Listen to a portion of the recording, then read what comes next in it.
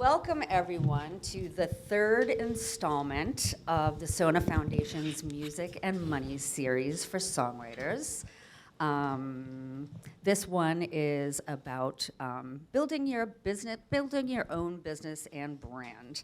And it's so nice to see all of the familiar faces and some new ones. Thank you so much to Barbie and BMI. I don't know where Barbie is, and BMI for hosting again. And Barbie, and this beautiful, there she is, in their beautiful space in the Rolex building, making us all feel very fancy. And of course to City National Bank, our fiscal sponsor for all the things, really.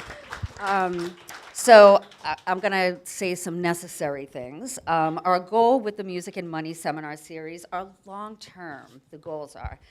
These sessions are meant to build upon each other to support long-term financial decision-making by songwriters and their advisors. Session 1 last spring was financial planning for the music creator, which laid the foundation for the series as an introduction to personal financial planning with panelists from the banking, business management, and legal sectors. I believe Lindsay was here for that, and Denise was here for that. Session 2 I was here for that. Session 2 in the fall was Put Your Catalog to Work, a conversation on building the value of your music catalog with panelists from Netflix Original Film, BMG Publishing, and Production Music Library, along with guest songwriters. And today's topic 3 is building your own business and brand. This is a part that I have to say, I've been instructed to say verbatim. Disclaimer. The financial wellness content presented at this seminar is for informational purposes only, and in no way should be relied upon for financial advice. Please consult your own financial advisor before making investments or other major decisions regarding your finances. Except for crypto, just go wild. You don't need advice for that. The presenters, I have a lot of NFTs still. The presenters, BMI, SONA, and the SONA Foundation and City National Bank are not your investment advisors or business managers and should not be relied upon as such. So my name is Kay Hanley. I'm the co-founder of Songwriters of North America. I'm a nice Irish Catholic girl from Boston, Massachusetts, and I got my start in a Boston band called Letters to Cleo, which is how I spent my entire 20s and some of my 30s. And actually now in my 50s, we're back together and doing stuff. But I make a living as a songwriter in TV animation. And that is my big kid job. That is sort of where my songwriting has led me to. And so, I am a working songwriter. This is how I keep the lights on. This is how I pay the college tuition. This is how I buy my groceries, is through creating stuff that didn't exist before I helped to create it, just like all of us. And we are really just doing God's work. I cannot go on before I mention that our own Ariel Silver, who has been with the foundation since we started kind of like doing all of these programs, has now been promoted to program manager. And she's just gonna be like president of the foundation before you know it, because you just like are so good at what you do. So thank you, Ariel. And yay! To kick things off, I would like to introduce Ms. Denise Colletta from City National Bank, who is going to be moderating today. Before I go into the stats, it should be noted that Denise was responsible for the first corporate partnerships that SONA ever had, and that was because of Denise and her passion for the music community And you saw something in us that we didn't even see it in ourselves at the time in those early days of SONA in like 2015, 2016, and helped us get our first events off the ground. And, you know, like you just treated us like we were at the big kids table. And I can't even tell you how much that means to us and how much it helped, and still does. So, Denise. Amazing, but she's got some stats. She's got some big stats, so I'm gonna tell you what they are. Denise Colletta is a senior vice president, head of music, and is that a new? You just got a big new title and promotion too, didn't you? Head of music. So I've been told. It's amazing. Everybody gets a promotion. With a focus on media and music in the entertainment division at City National Bank in Beverly Hills. With over 30 years of banking experience, Colletta has been recognized on Billboard Magazine's 2023 Power List, which honors the top executives shaping the music business today, and in 2022 and 24 as a top women in music executive, which is amazing. 2013 and 2016, Denise was recognized by Variety as a top deal maker in the entertainment industry. I did not know that, but that makes a lot of sense. 2016, Billboard recognized you as one of the top women in music and among the 100 most powerful executives in the industry. In 2017, Denise was honored by Variety as one of the honorees on the Power of Women LA list, and was the only banker to make the list. And that's like the best party in Los Angeles. It's like it's always the best. It's fun. Of the best of lists, that's the best of lists, in my opinion. Denise oversees a large portfolio of money-related things, I would imagine, and consistently provides new financing to the various genres of the media and music industries. Among Denise's many accomplishments include the launch of the music vertical and the syndications desk. That sounds very important within the entertainment division at City National. Denise is a frequent guest speaker on many music industry panels and is sought by journalists and the music industry for insight, knowledge, and collaboration. And the best thing about Denise is that you would never even know about all of these accolades, because I've known you for a long time, and you are one of the most humble and warm people in the world. And so take it away, Denise. Thank you, Kay. And you know, I'm really humbled to be in this room with all of you, and you know, you can do something that I simply cannot do, and what you do brings so much joy, not only to me, but to so many people. So it's really an honor to be in front of you all today, and I have such the esteemed opportunity to introduce just some real rock star panelists for you today. So the first person that I get to introduce is Angelique Cinelu. And she is a Grammy Award-winning songwriter and co-founder of the Hits to Healing nonprofit, whose multifaceted journey through the realms of acting, modeling, songwriting, and producing has not only shaped her own career, but serves as a rich tapestry from which she weaves expertise. Leveraging this diverse background, she now passionately mentors emerging talents and offers invaluable insights, educating newcomers on the intricacies of the music industry's business and creative process. Oh, there's more. There's more. There's more. You're just gonna have to bear with my pauses because I'm multitasking. Angelique has appeared in many of television's most popular programs, including Scandal, love that show, Law and Order, Castle, CSI Miami, and NCIS Los Angeles, as well as national and international television and print ads, including a McDonald's commercial shot by award-winning director Antoine Fuqua.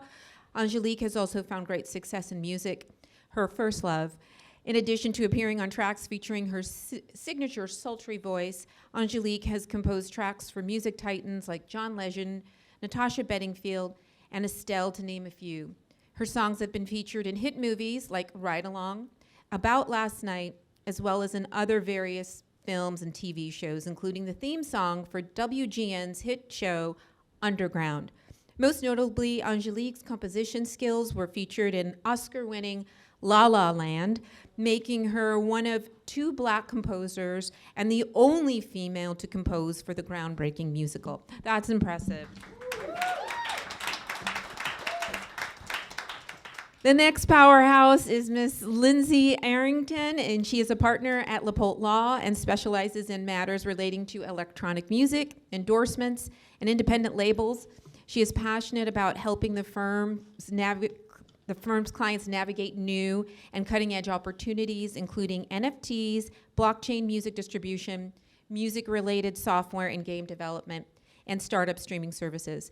At LaPolt Law, Lindsay negotiates all varieties of agreements relating to the music business, as well as an endorsement and social media agreements for influencers, entrepreneurs, and professionals across the entertainment industry.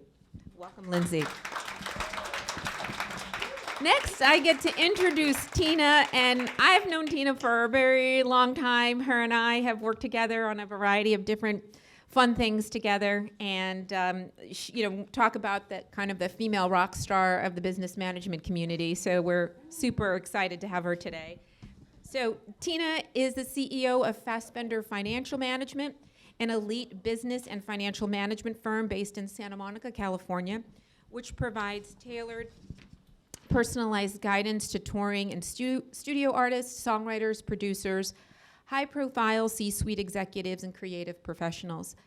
Tina founded Fassbender Financial Management in 1987, at a time when business management was truly a boys' club. She was harassed into leaving her existing financial planning practice by a relentless songwriter who is still her client 37 years later.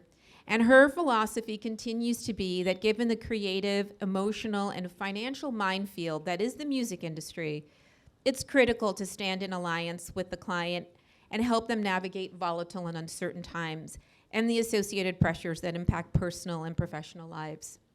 Mental health cannot be disconnected from financial health. Oh, that is very true.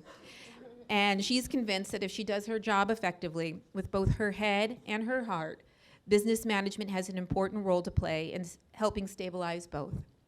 Tina's mission has always been to empower her clients with knowledge and practical wisdom while paving a path to long-term security. Welcome, Tina. And next, I get to introduce Jeff Jampool, and I've known Jeff for a while, particularly through a very, very mutual friend and Martha Henderson, and the EVP, who recently retired of the entertainment division. But Jeff is a Grammy-winning and Emmy-nominated producer and CEO of Jam Inc., which manages iconic artists such as The Doors, Jefferson Airplane, Jefferson Starship, the Mamas and the Papas, George Clinton, Parliament Funkadelic, and the estate of Jim Morrison, Janis Joplin, Charlie Parker, Juan Gabriel, and John Lee Hooker, to name a few. Previous clients include the Ramones, as well as the estates of Tupac Shakur, Kurt Cobain, Otis Redding, and Muddy Waters. Jam Inc. is also a consultant to the estates of Michael Jackson, Henry Mancini, and Peter Tosh. With Dick Wolf, Jeff produced the Doors theatrical documentary film, When You're Strange, narrated by Johnny Depp, for which Jampool and Wolf won the 2011 Grammy Award and were nominated for a 2010 Primetime Emmy Award. In 2010, Jampool helped conceive, create, and, hold on, I'm gonna flip my paper, produced the Tony-nominated hit Broadway musical, A Night with Janis Joplin, which is now touring worldwide. In 2015, Jampool produced, along with Oscar winner Alex Gibney, the theatrical documentary film Janis, Little Girl Blue, directed by Amy J. Berg. Jeff became a voting member of the Recording Academy in 1985 and sat on the Board of Governors of NARA's Los Angeles chapter from 2007 to 2009.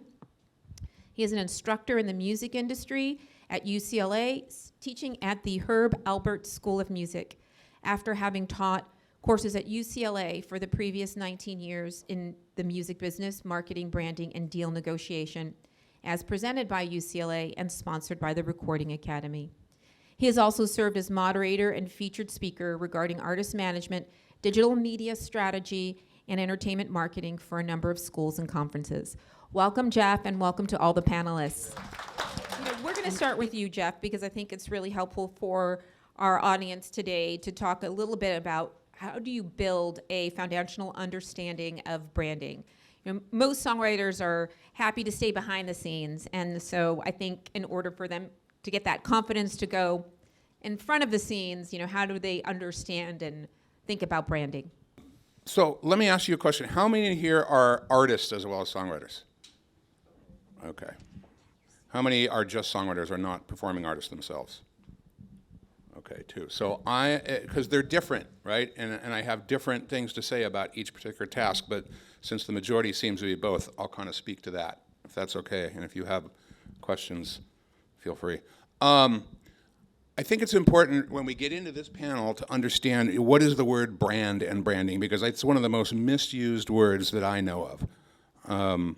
There's other words, but I won't get into it. A brand, let's explain it really simply. There's probably 100 definitions, I'll give you mine, which is every single person and thing has their own brand, right? And I hear this word rebranding all the time. Like, what does that mean?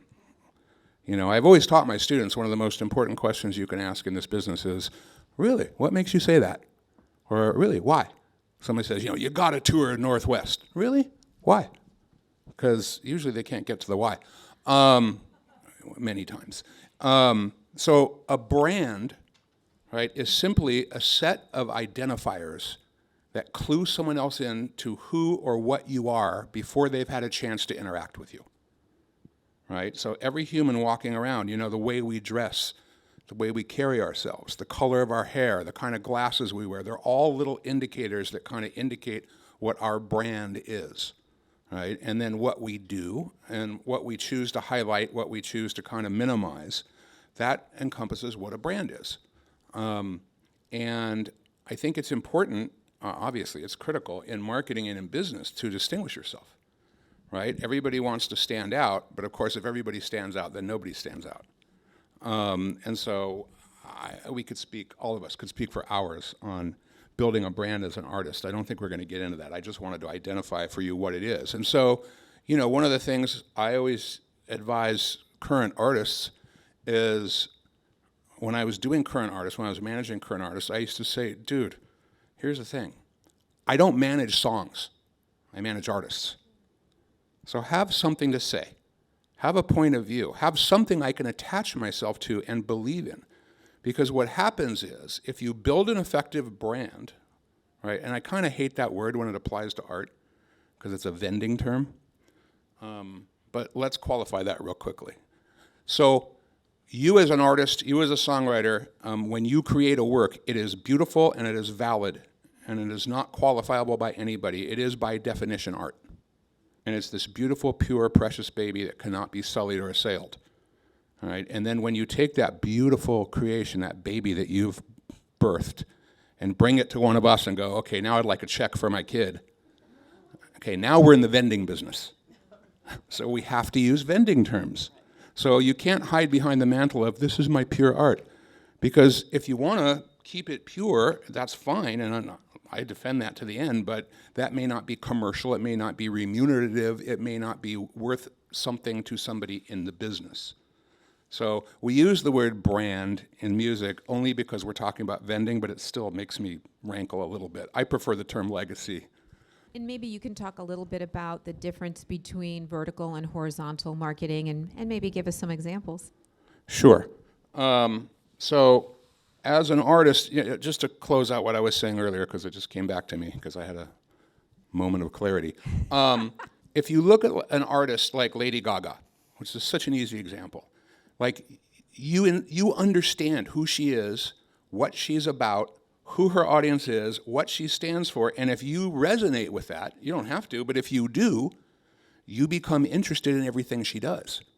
Right? It's not about streaming a song because you like the song. You would go and see her Broadway show. You would watch her movies. You would buy her book. You would buy, garments and apparel. You would listen to her duets album. You become a fan of the artist. That artist has a brand. Her brand is interesting because in the commercial world, in the world of branding, we're always trying to find the bullseye, right? We're always trying to look at demographics and data and find the bullseye, the red hot center. And I've always said, and I believe that, fans of music, it's like a high school, right? And you have this red hot center of like the 3 coolest kids in high school that are completely unapproachable. And then there's a ring of like 15 gatekeepers around them who are super cool because they have access to the coolest kids, and so they kind of control the access, surrounded by 2,800 losers. And everybody's trying to get into that red hot center. Lady Gaga's like, fuck that. I'm for the losers, right? And if you're going to build an army, you want 3 soldiers or do you want 2,800, right? So she's about her little monsters. It's all about paws up. And that is a very resonant brand that makes me very interested in that artist as a human being and as an artist way beyond the fact that, oh, I like paparazzi, right? As far as vertical and horizontal, let's talk about that. When we talk about verticals and horizontals, that's how we look at marketing, right? A vertical is a very, very narrow niche, right? A horizontal is a very broad niche. So, if you look at, like in my business, I chose to build my business as a vertical, right? Like, if U2 is looking for new management, there's like 200 artist managers lined up to take that meeting, 200 powerhouses. But, if an artist dies or retires or becomes inactive, I always get the call because I own that vertical. Right? Which means I won't get the U2 call, I won't get this call or that call, which is fine. I'm not trying to be horizontal. I want to own a very small niche. I would rather have 100% or 90% of a 5% niche than 0.001 of a much broader niche. And so you can kind of set who you are and how you're identifying yourself based on whether you want to be horizontal or vertical. I suggest vertical. And how you stand out. One of the easiest things for songwriters, I mean, this is just such a dumb suggestion, but if you want to start to brand yourself and stand out, call yourself something. There's like 800 Latin artists, but I know who Bad Bunny is. There's like 8,000 songwriting teams, but I know who the Matrix are. There's 80,000 R&B and hip-hop producers, but I know who Swiss Beats is, right? Because they've chosen this name that makes them stand out. That's a really easy elemental tool of branding. Yeah, for sure. And your business has evolved, though, a little bit to more of the, shall I say, those who are with us today versus those that have moved on. And I think they've recognized the value, right, of branding. Yeah, well, it's actually an interesting branding situation because when I first started my company, I was branded by the media. Hits Magazine used to call me the Tomb Raider, and people called me like the dead artist guy. And I literally, if a famous artist had died within 20, 30 minutes, I would get like texts from media like, "Have you closed it yet?" And I didn't really fight that brand because it was very effective. It wasn't really true, but it was very effective. So I just kind of went with it for a while because the truth is my brand is I represent legacy artists. And we waited a while to expand our vertical because I wanted to build the vertical. And then once we did, starting about 3 years ago, we meant to start this in 2019, but this little pandemic thing came along. We started doing living, touring legacy artists. Our first signing was George Clinton and Parliament Funkadelic. And if you look at all the different legacy artists that are alive and touring and vibrant, whether it's Tears for Fears or Duran Duran or Foreigner or Stick or, Andy Gould, a great manager, taught me a really important lesson about 30 years ago. And he said, ignore all the bullshit that you're going to read. Ignore all the charts. There's only one thing you need to read if you want to know the truth, and that is the Polestar magazine Top 50. That is the only chart you need to pay attention to because that's the only chart that is straight up measuring who is spending money out of their pocket to see an artist. And if you look at that chart, the top 20 are going to be 90% plus legacy artists every single time. Yeah, that's so true, and it's just interesting to see how so many can add to their income by looking into branding and licensing, particularly their name, image, and likeness, and just recognize that they can build their own brand and be attached to But their. be careful. Yes. Be careful because, I'm, and I'm going to shut up because I want to hear from the three ladies. It's very, from what I do, I manage legacies. I manage Jim Morrison and Janis Joplin and Charlie Parker, and these are important artists. And art is important because art saves lives, right? And art has a message, and what I do is make sure that message is protected and defended and promoted and carried to future generations, right? And I would hope that your art is the same, right? So I learned another really important lesson from John Densmore from The Doors, and we were sitting at dinner one night, and he said, Jeff, he goes, kids died in Vietnam listening to our music. Kids were born as people made love listening to our music. It is not a toothpaste or a deodorant, and it's not fucking for rent. So keep that in mind. Yeah. Well, no, I think you hit on a very important point that will continue as we talk to the panelists is how do you keep your heart and soul in alignment with who you want everybody to know about you. So we'll continue that conversation. So moving on to Lindsay. And Lindsay, we're going to talk a little bit with you about, when to hire a lawyer, why do you hire a lawyer, what are kind of the nuts and bolts to know about. And so we're going to start off with kind of what kind of rights are involved with branding, trademarks, name, likeness, backing vocals.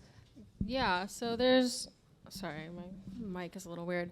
There's 3 main buckets of rights when you're looking at the music industry: copyright, trademark, and name and likeness. Copyright, everyone is most familiar with. It's what protects your music. It's what protects your songs. But copyright's also good for protecting images. If you have a logo, if you have a merch design, copyright's there. Also, if you are a lyricist that hasn't put your lyrics to music, that's still copyrightable. It's the same as a poem. So you can still get protection from the copyright side. Trademark, when we're looking at trademark, we're looking more at the branding side. This is a representation, it's a moniker that you go by that shows who you are to everyone else. So a lot of people ask, do I need to get a trademark? And I think that's very specific for what you're doing and what the trademark is. If you're just a songwriter that goes by your legal name, no, you probably don't need to get a trademark.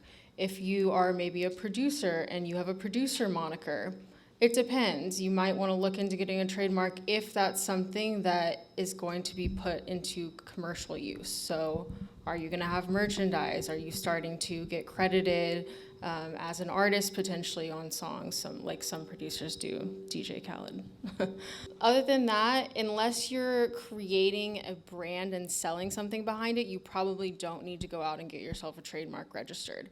There is also the common law trademark, which a lot of people don't know about. It's basically a right that you have just by putting yourself out there in the marketplace. So you don't have to go and get a filing, you don't have to pay fees and register with the federal government, but it is very limited. So instead of getting protection for the entire, United States, if you have a US federal trademark, you get a trademark in the places where you use it. So say you have a songwriter collective and you guys are really well known and you go by a certain name and you guys do the LA area, maybe also Tennessee, who knows? Those are the places where you would have that common law trademark where you're actually using that name. So there's that to always fall back on. And then the last one that I think a lot of people don't realize, might be something that they need is name and likeness. A lot of songwriters don't get in front of the spotlight. They don't use their name and likeness in a commercial fashion. But if you're an artist, that is another way that you can protect your brand, and a name and likeness right is something that's really important. Right now, there's actually a No AI Frauds Act that is trying to extend that right in the federal government. Basically, if you sing on a demo, maybe, and someone wants to record over that, but they say, oh, I like your demo, but I just wanted to use an AI version of your voice, the new AI Frauds Act could potentially keep them from doing that. So there's a lot of new stuff coming out, I think, that can be relevant to songwriters. Well, this industry has been known to morph and evolve over time, so Yeah. that's for sure. And we'll definitely be keeping our eyes out on the AI front for sure. In terms of deals that you've been working on lately, what are some of the trends songwriters are asking for right now? Yeah, we're seeing more and more songwriters getting points on the master and getting fees and advances along with that. whether that's because, like I said, part of their demo was used, maybe they've got background vocals, or just because they have enough leverage and the song is in demand enough that is something that they're negotiating. So I think that's a really interesting and positive step that the industry is moving towards, and something to think about when you are making deals, especially if you're just a songwriter and you're giving your songwriting away to another artist to basically take all of the master from. And then I think the other thing is hold fees. I feel like that has been super popular lately with so many artists getting a track or getting a demo to record, and it moves between artist to artist. If someone wants to lock that song in, but they haven't had time to finish the production, or maybe they want to get another feature on it, they can pay a hold fee, which is basically just don't give this to anyone else for 6 months, for a year maybe. So that's another income stream that I think is getting more and more popular. Yeah, it's been so interesting to watch how songwriters have evolved in their own knowledge and understanding about the business of music. And I've watched I've been working with songwriters for almost 20 years. And, back in the day, songwriters would never think of selling their catalogs, and now some of them do. And I think they thought that they had to sell the whole catalog and they had to include features. And now they've kind of learned, hey, I don't have to sell it all, and I don't have to give up the features. And so it's great that you all as a community are finding your voice that helps Lindsay in particular kind of craft the deal that would be best for you. So these are really great, important tips. So next I'm going to go to my friend Tina. Yay, Tina. You have worked with some of the greatest songwriters of our time. I'm always so in awe of, the songwriters that you work with. And we're going to discuss how a songwriter can marry their heart and soul to their brand. And so we're going to begin with a very well-known songwriter, and again, you and Jeff could be BFFs forever, but you manage the estate of Allie Willis, who is celebrated not just for writing some of the most iconic songs, but also for unapologetically exuberant personal style. I did not know her, but I did not know her. But talk about a brand. Yeah, seriously, she was just so unique but so genuine and so real, and I think that's why so many people gravitated towards her. So more specifically, what can a songwriter do to feel empowered and in control of their world, particularly as they're evolving their brand? I think the key is to know who you are, know who you're hoping is listening to your art, and most importantly, never fear asking questions of your advisors. Of me as a business manager, of Jeff as a manager, of Lindsay as an attorney. Yes, we all have our expertise, but each of our expertises are things that you should understand the nuances of.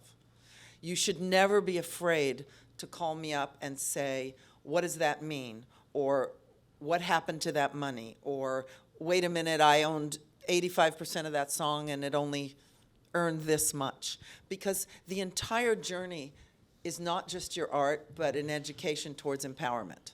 So if you don't ask questions, we can continue to offer you tidbits and never know if you understand what we're talking about. Sometimes we're off in our own world, and we explain things to you in the language we understand.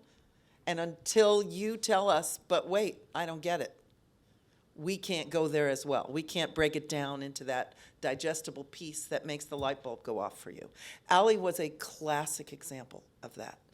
Allie just wanted to live in her musical, artistic.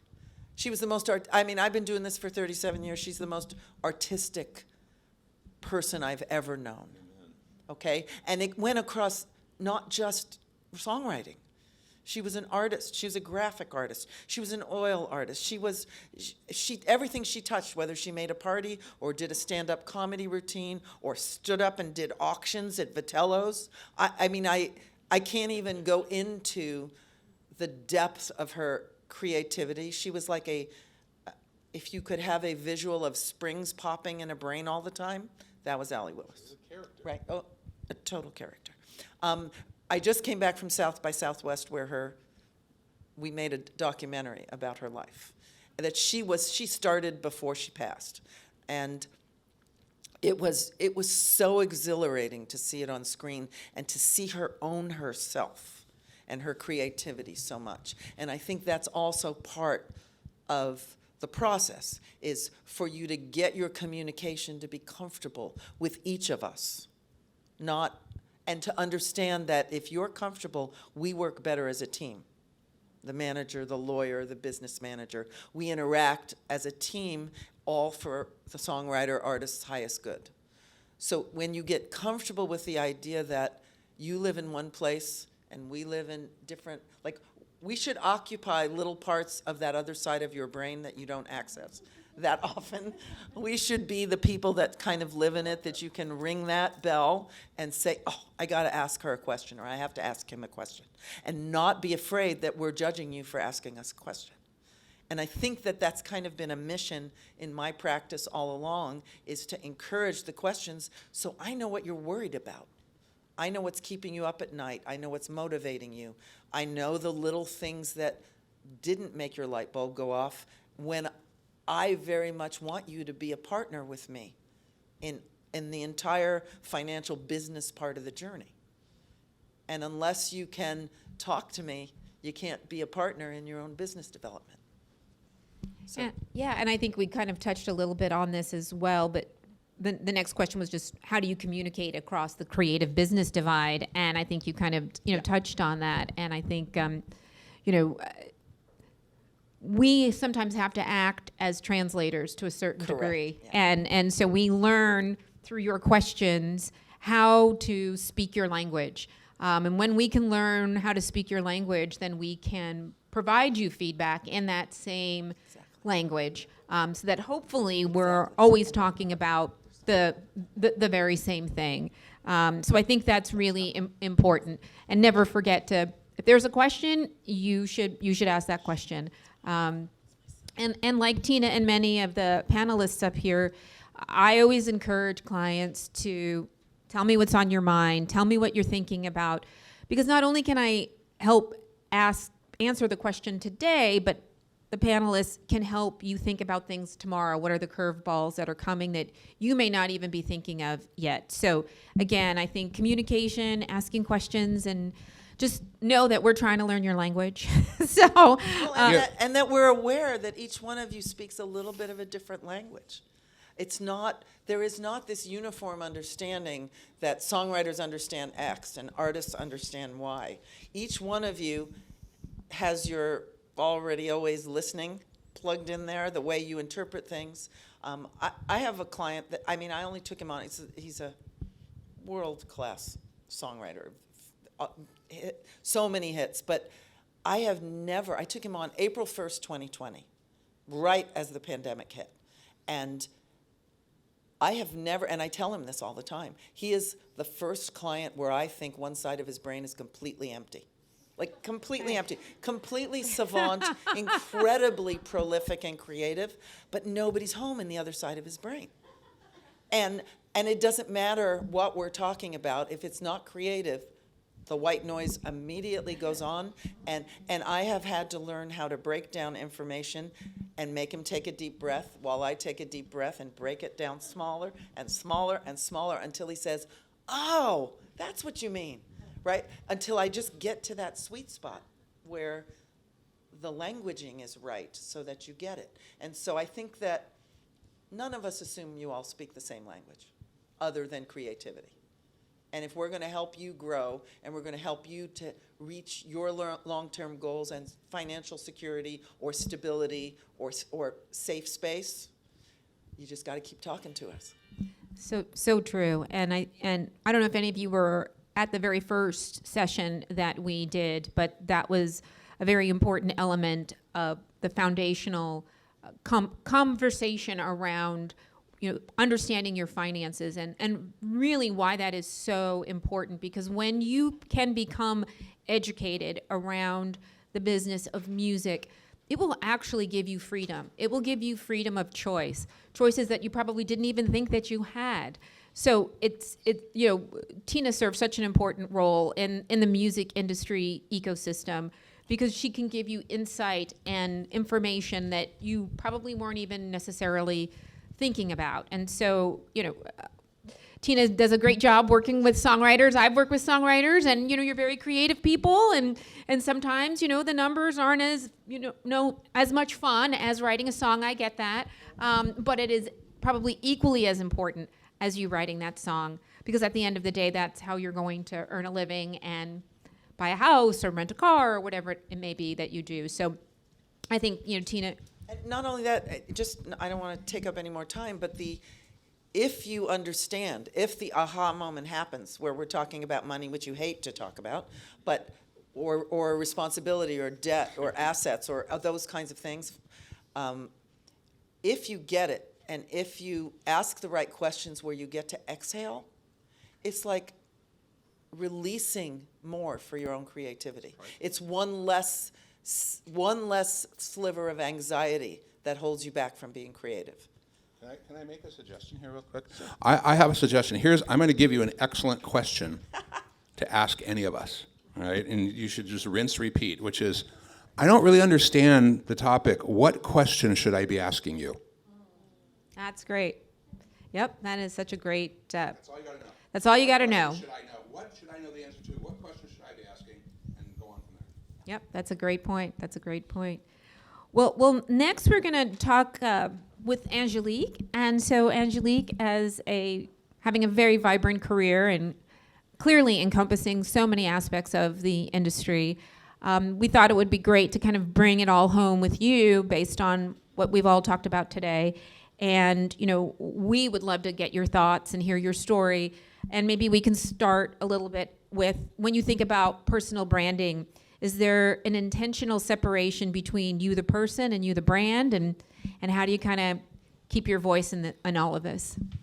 I think it's a really interesting question, especially when you're talking about songwriter artists. I think if you're just an artist or you're just a songwriter, it's a little easier because as artists, right, we're talking about artists, you're normally putting a persona ahead of you, right?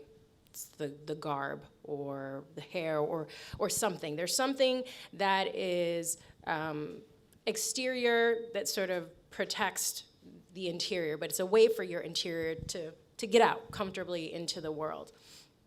You're a songwriter. I think songwriting is very personal, whether you're working by yourself or you're working with somebody. It's to me, very intimate process.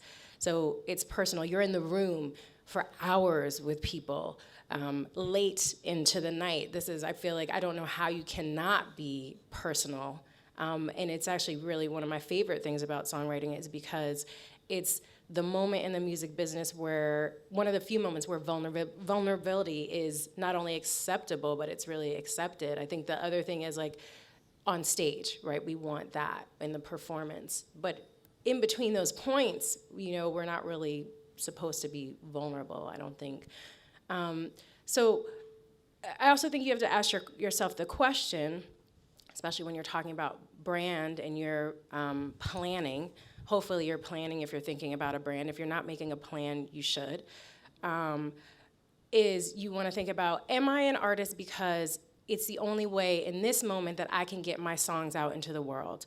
Or am I a songwriter artist because this is my voice and this is what I want to get out, this whole package? Because they are different things, and sometimes they can be conflicting, or sometimes it's about paying the bills, but you have this other objective.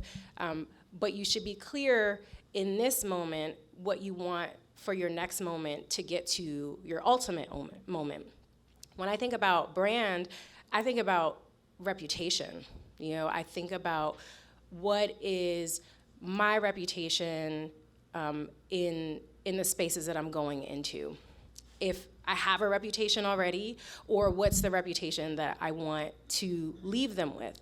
And I think a big thing of that for me is trust.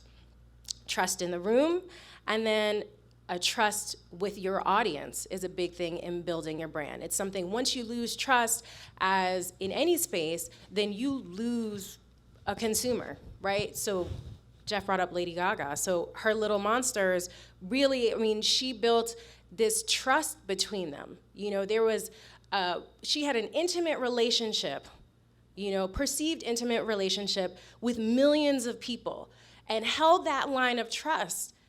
You know, it was really amazing if you look at it to see the depths that she took to maintain this thing with her fans, who are consumers, right? Same thing for a songwriter.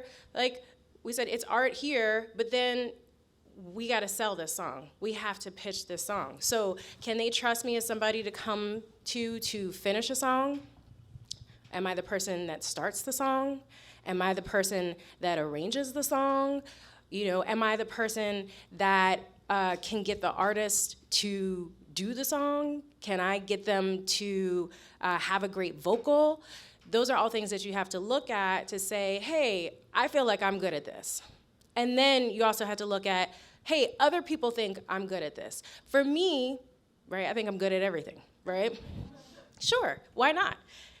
Then I had to look at, what are people calling me in for? What are people staying in the room with me for? So I found that I had a great rapport. I was really good with artists. You know, almost felt like a guidance counselor at times. That's good for pulling out story, which is great for songs when you're writing with them because they are connected to those songs. So I'm listening to the details and putting that in to the song. I'm very patient, extremely patient, so I'm giving over time. And it doesn't bother me. I mean, producers will leave. They'll come back, they know it's gonna get done, and that I am going to sit there and hone in on the things that, you know, people don't have the patience for, don't have the time for. You know, that's something that I've always done, but I didn't know that that was an asset. I didn't know that that was a gift for me and something that I could then say, hey, you know, oh, you have a new artist. I'm really good at, you know, finding their authentic voice, something that they're comfortable with, something that we can put out into the world. You should work with me on this. Part of your brand. It's part of my brand. And I'm building a brand. I think that a brand, you know, takes time. So we're in this moment, and that's why I'm saying you should start a plan. I didn't have a plan. You hear the bio, actress, singing, da-da-da-da-da-da.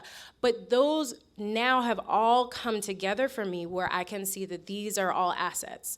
You know, but it took time for it to gel together for me in my brain, and then for me to project that for other people to now get it. So those are the things that you should be thinking about, all of the tools in your bag. Whether you think that you're just a songwriter, because nobody is ever just one thing, right? You have to think about, in your songwriting, what are the other things that you're doing to get this song done? And that is part of your brand as a songwriter, those specific things. You know, everybody has, I don't know one person that only does one thing in a creative process. So it's your job, though, to, one, pick up on the hints that other people are giving you, because people are giving you information even if you don't know it. And then two, figure out those things in yourself that you know about yourself that now are part of your resume, you know, part of your thing. And then now you gotta, you know, put this together and start to build who your persona is, who your brand is. It's much more than just an image, right? We think about, sure, Pink. Pink, we always remember her pink hair, and then she stopped doing pink hair. We still love her, why? Because there's so much more to Pink than just pink hair. She's always delivering vocals. She has this magnificent attitude. I mean, this brave, brazen female pop vocalist who's giving you rock, you know, and she still rocks. That's why we still rock with Pink, right? It's beyond the pink hair, even though we still have the name. Think about the people, think about the artists, think about the songwriters who stick out in your head. It's beyond just the surface, you know? There's something there that we go back to them for because we trust them for that thing. Like James Fauntleroy is one of my favorite writers. He's a good friend. When I think of James, I see images of him He's like this, sometimes in a kimono.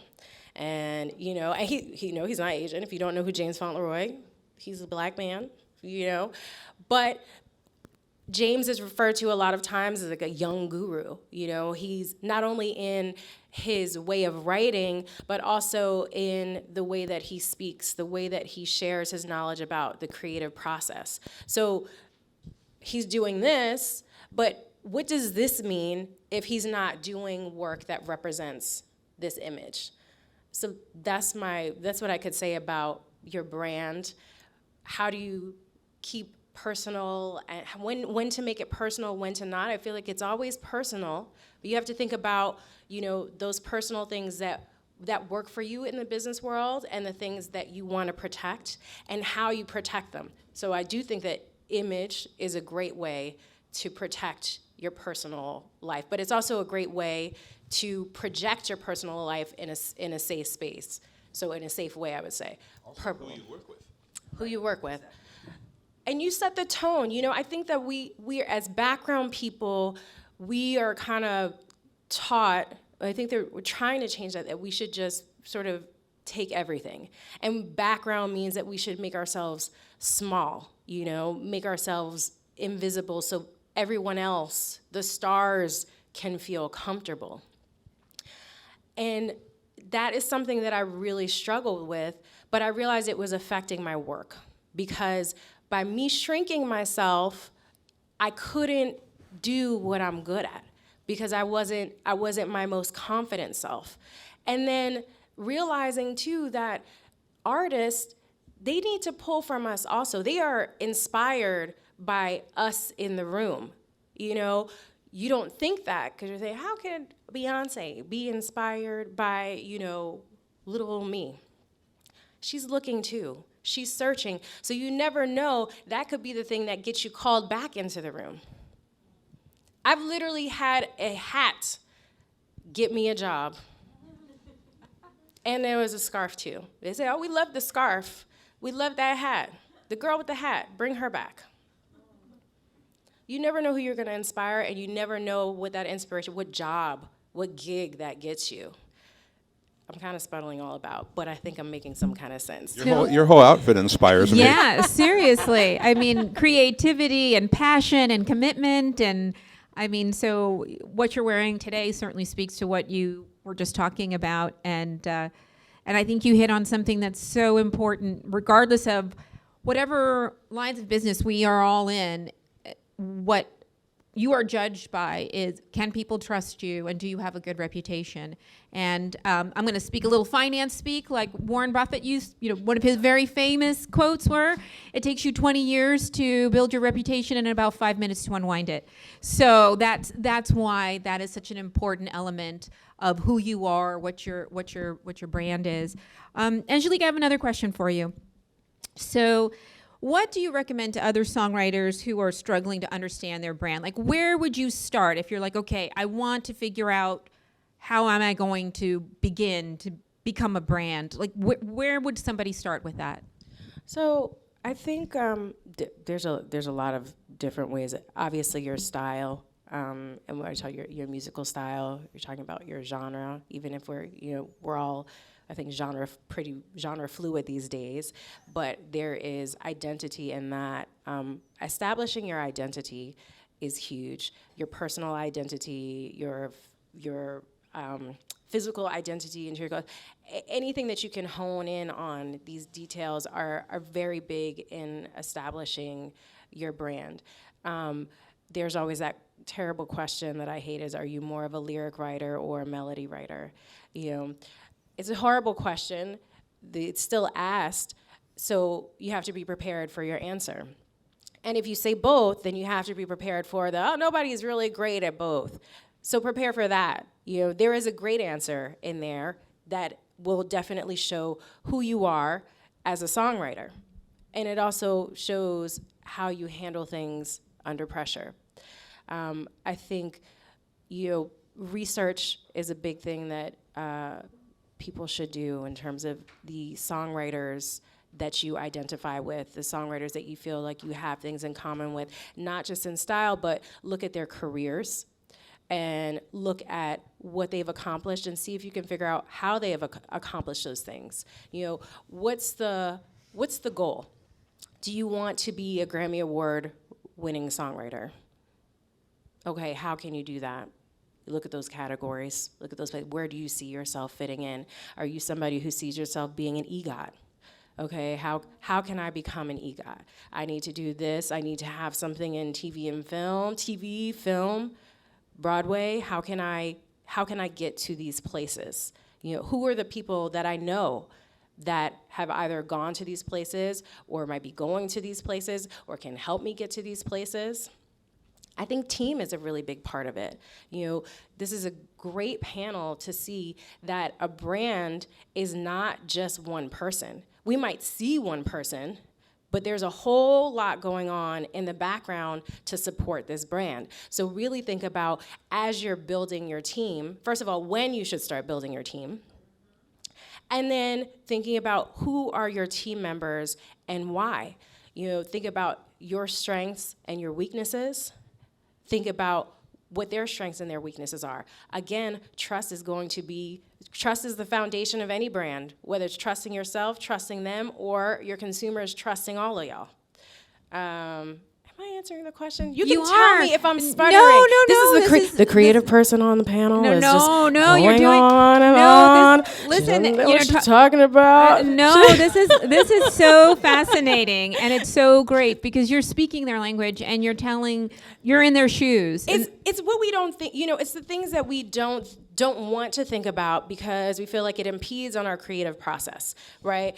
And I think also it's the things that we're sort of told not to think about, you know? And you know, you say, oh, I got this, but you need to think about it so that you can find the person like Tina who's gonna break it down to you in a way that you can understand when you don't want to understand it. No one person can do everything. It's impossible. The most talented people I know cannot do everything on either end of the spectrum. And so that's something that you have to look into yourself and really be honest, because the more honest you are with yourself during this process, the easier it will be when you have rejection out there, or what feels like rejection. When somebody tells you, oh, you know, actually you're not a great lyricist, you know? And you could just say, maybe not today. I wasn't the best lyricist that I've ever been. You know, you have to, because this is also mental health stuff, right? As a creative, this is all we're talking about personal, this is all very personal because it's coming from us. So what are these little tricks of the trade that we can do, these building blocks of armor that we can create for ourselves so that we have a very sturdy building, so that when the wind comes in, which it will, you know, you might shake a little, but you don't crumble to the floor. That's right. That's such a great point, and such great advice that can transcend whether you're a songwriter or whatever your line of business is. So what I thought I would do is just maybe do a little bit of a lightning round. I know I'm just going to take the mic from Denise.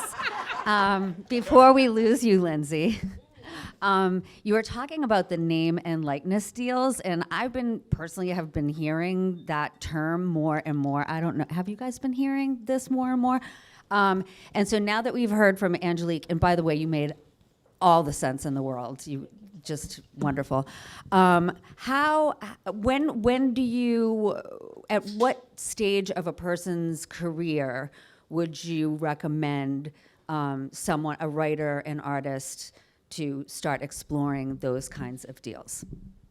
Yeah, I think so. Name and likeness, the way that the right is made, it's connected to, is using your name and likeness in commerce, which means in connection with selling something. So if you're not using your name and likeness in connection with like selling a product, you're really not like getting into that right at all, right? So when I was talking a little bit earlier about the No AI Fakes Act, that one is a little bit different. That one's aimed more at protecting people from AI replicas being created of themselves, which could be a famous person that uses name and likeness because they're famous and we know who they are and they use it in commerce. And it could also be like the average person walking down the street. Like no one wants an AI sex tape of them out, right? Because that could be damaging to anyone. the way that it kind of can come back in the songwriting and the artistic realm is voice is not currently protected as a name and likeness right. It's usually just your name and your physical likeness or your appearance. But this would protect voice replicas from happening. So we've all heard the fake Drake song, like we've heard tons of the AI fakes come out, which is great for bigger artists. You know, you don't want your name being used behind saying, you know, go Donald Trump or like whatever, right? But it can also be important when we're looking at, you know, background vocalists. Like a lot of producers and artists in the industry are starting to look to AI to do background vocal singing, because you can have, instead of paying a real human to sing something, you can use AI. So we don't want that to bleed into making digital replicas of someone's voice and essentially copying them with AI. So it's a really important bill. It hasn't gotten a ton of traction yet, but that's the case with a lot of creative type bills. We have to get some bigger names behind it, but it'll be interesting to watch and like look out for, you know, as this one progresses. Yeah, that's so on point on a variety of topics, but really, you know, getting out there and voting and getting your voice heard is going to be literally so important. And SONA does a great job with regards to advocacy and education. And I read your newsletters, and I love all of the information that you give out to this particular community. And as AI develops, because that was going to be a question I was going to ask each one of you in this little lightning round, so to speak, is how do you continue to evolve in this ever-changing industry? And so I think you touched on a very good point. Through advocacy, through law, it's really important in order to become educated around that, particularly as AI becomes more part of the conversation every single day. Yeah, which is great that you're part of SONA, because they're perfect for that. Yes. And BMI and you know, you have so many outlets to help you advocate and have your voice be heard. But this really is the time for your voice to literally be heard. So, you know, making sure you stay connected to some of these bills will be really important. So thank you for that, Lindsay. So Jeff, my question for you, completely unscripted. I know you never have a lack of opinions or words or My brand. That's your brand. That's your brand. So, you know, staying on the AI theme, you know, as you're working with a lot of, whether it's the estates, those who are with us, or those who are at the big concert in the sky, you know, how do you help curate a conversation around AI and education and protection with some of your clients? That's easy. I promise I'll answer that question, but I want to go back for a minute to what Lindsay was talking about, and I just want to illuminate it a little bit, just expand it, because I'm kind of watching your faces, and I think some of you don't understand what we're really talking about, so let me lay it out in some simple terms. There's a thing, and you should know, this is all the stuff I think you need to know. I could be wrong. I think I'm right. Every human being has what's called your own rights of publicity. Every single person in this room, you own your rights of publicity, which is identified legally as the exclusive right to trade commercially upon your name or likeness, right? So I can make all the Jeff Jample t-shirts I want because I'm using my own rights of publicity, but I can't make any Lindsay t-shirts unless I get a license from Lindsay because she owns her rights of publicity, right? And name and likeness, new technologies, what always happens with new technologies, and it's becoming quicker and quicker, is that we figure out what's going on through legislation and or litigation, right? And there are two big issues that are still to be litigated in the AI space, okay? She touched on one of them, which is the law says name and likeness is your image or your name. Is a voice a likeness? I mean, to me, duh, but it doesn't say that legally. So that's going to have to be litigated. There are some previous cases, primarily one with Bette Midler, one with Tom Waits, where both of them won big lawsuits because a commercial used a sound-alike of their voice. But is AI, is a likeness your voice as well? That hasn't been litigated or legislated yet. I think that's what you were referring to. Yeah, and using just not even in the context of commercial use as well. Right, all uses. And then the other issue that has to be litigated, this is an interesting one, which is the way AI learns is it's this genome that digests millions and billions of pieces of information. And so the contention is, well, if you're duplicating Jim Morrison's voice, then your machine used Jim Morrison's recordings to learn. Ergo, you have violated my copyright. And the tech guys are going to come back and they're going to go, well, we can't control that. That's the way it learns. And I'm going to come back and go, well, then you fucking don't do it. All right, so that's going to be litigated. So those two things are still to come. I think we have a ways to go. To answer your question, you can imagine how much I get hit up about this. It's like in the next half hour, I'll get another call. What I tell people is it's very important to bifurcate between living artists and deceased artists. Right? A living artist can do whatever the fuck you want to do. You know, if Madonna wants to make an album of all horse themes, that's up to her. If someone duplicates Lady Gaga's voice and Lady Gaga goes, oh man, I love this. Like Halsey, who came out and said, go ahead. That's great, because you can't say, no, that's the artist's instinct, okay? I can never say what Jim Morrison would do or would say. I can only say what he did or said. Right? And God, the highest form of violation to me would be putting words in Janis Joplin's mouth. Right? So when AI guys come to me, I go, it's a whole different topic. First of all, I have Janis Joplin. I have her voice. Why do I need you? Oh, well, we can do all these. You mean put words in her mouth? I'm never going to allow that. There is a couple exceptions. I'm working with an interesting exception where, like we're working on a Jim Morrison documentary right now. It would be interesting to take words that Jim actually said in interviews and then have an AI voice narrate his own documentary. Could be interesting. Not a big moneymaker, but interesting. So that's my thing with AI is completely different with living artists versus deceased artists. But I'm a big believer. Here's the thing. Everybody talks about genomes. It was this word that came about when streaming first started. And what streaming platforms like Spotify said is, oh, man, this is going to be great. Right? Because every time you listen to a song, we're going to register it, and our genomes are going to figure out what you like, and we're going to keep feeding you music you're really going to dig. And they don't work for shit. Because at the end of the day, there really is no substance for the human element. You know, with drum machines, with mellotrons, which is trying to replicate an orchestra, with an AI. So I always think, and I've seen it, I've watched history for hundreds of years, I always think the human spirit and soul is going to win out. I do think humanity will out, and I think AI is just going to be a very crappy, digital, fuzzy version. God, I hope so.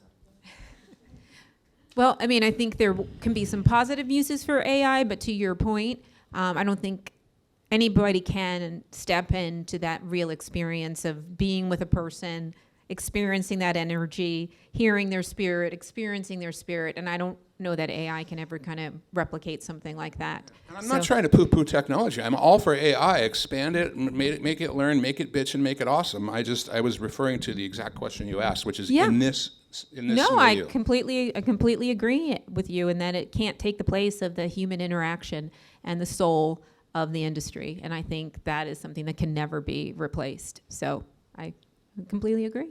All right, Tina. So when you're sitting down with your clients who are songwriters, I'm sure AI comes up.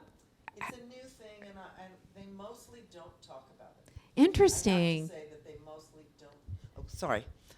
That they mostly don't discuss that kind of thing. Really? Because they're still in that mode of, I'm behind the scenes. I'm not the person being co-opted out front. They're not stealing my image. They're not stealing any of that. But it is starting to become something that we have to keep putting on the table. Yeah, for sure. And I do feel like the industry is at another inflection point. And again, having been in the space for 20 years pre-streaming, it kind of feels like the same point when everybody was talking about streaming and what it was or wasn't going to do for the industry. Point, it's a constant evolution. Every time you think you've gone to Capitol Hill and advocated to protect songwriters or artists from something, the next thing evolves. And I don't think when any of the recording contracts started or the publishing contracts started, people didn't project forward to imagine this so that it's in the contract, so that you can understand what your rights are within it. And so it continues to evolve. But I probably much like Jeff, I'm the person that is asked for approvals for most of my songwriters, some of my artists. And I've had things come to me where it's half AI and half what, and it's like, not a chance.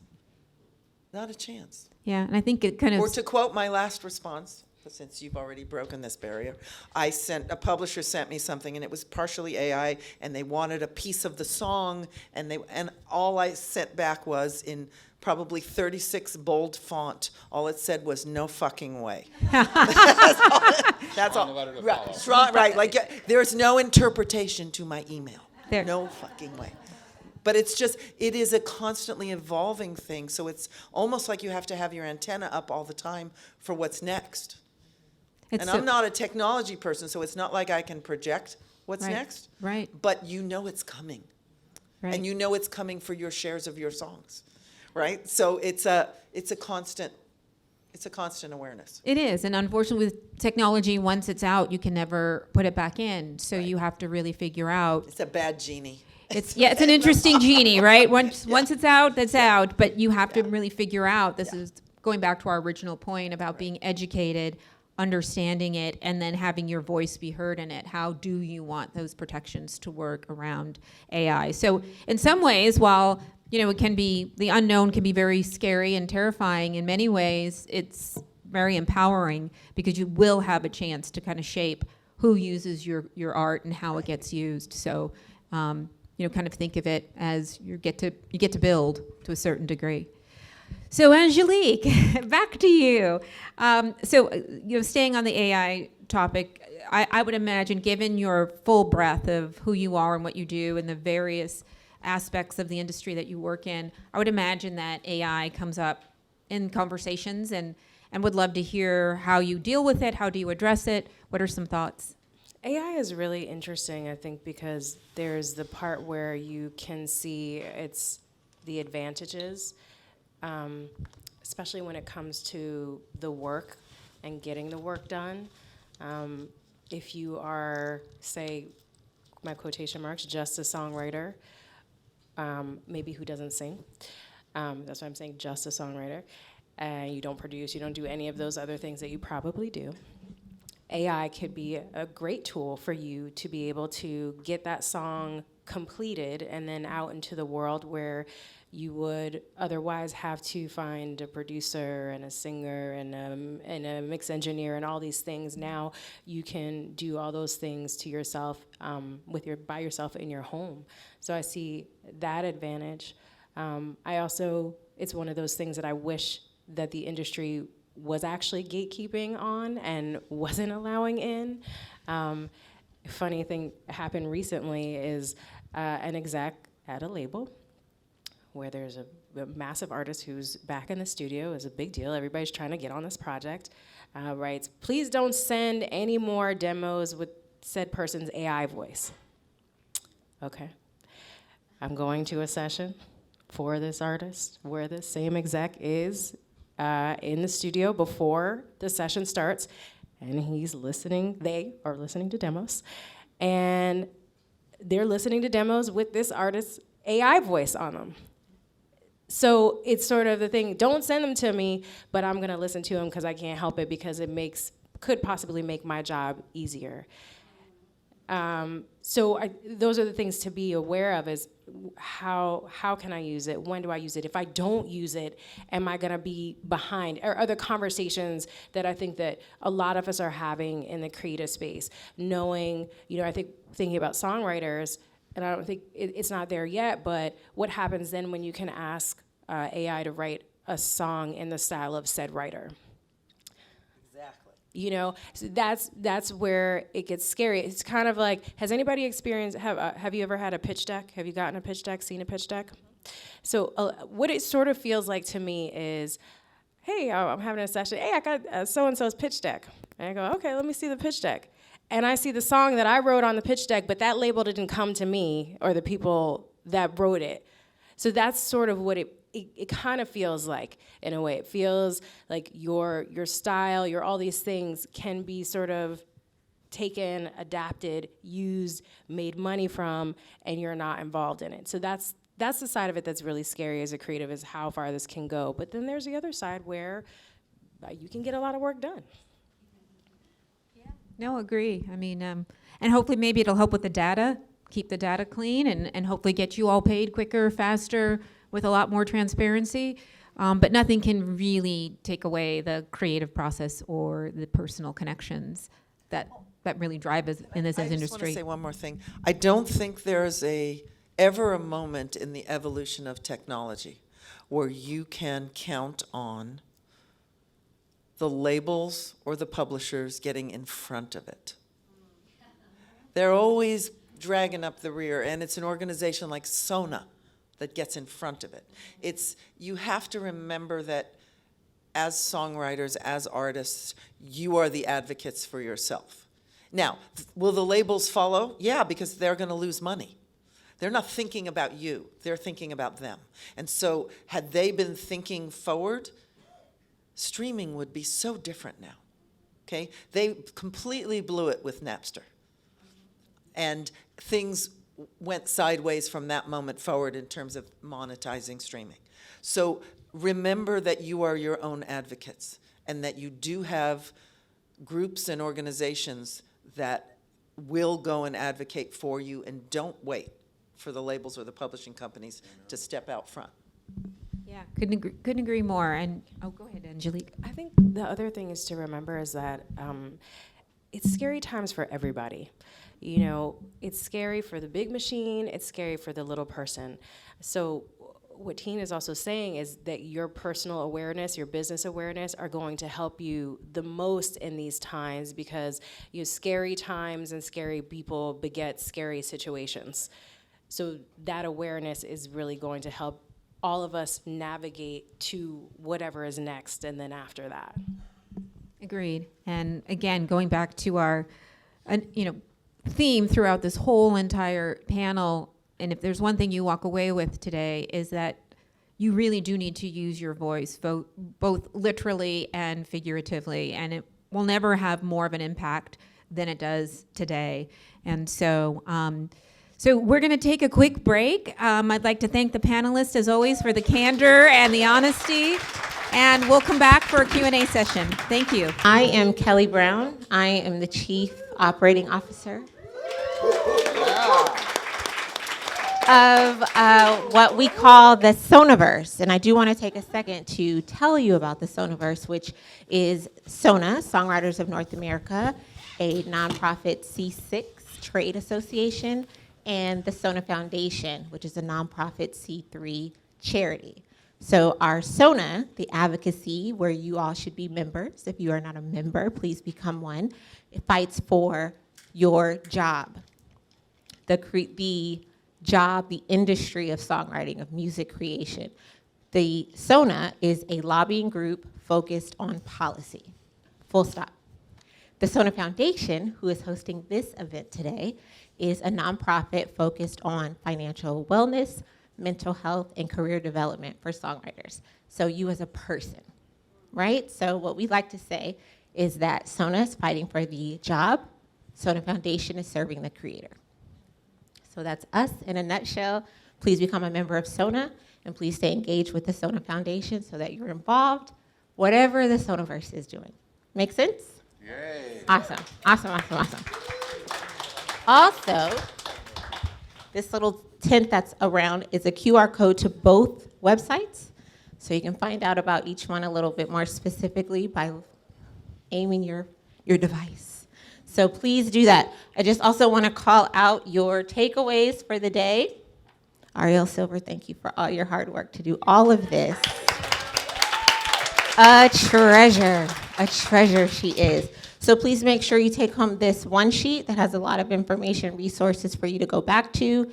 You have this card that talks about SONA, the SONA Foundation and what we do, and then courtesy of City National Bank, you got a little prize in the box. So this is all for you to take home. Swag.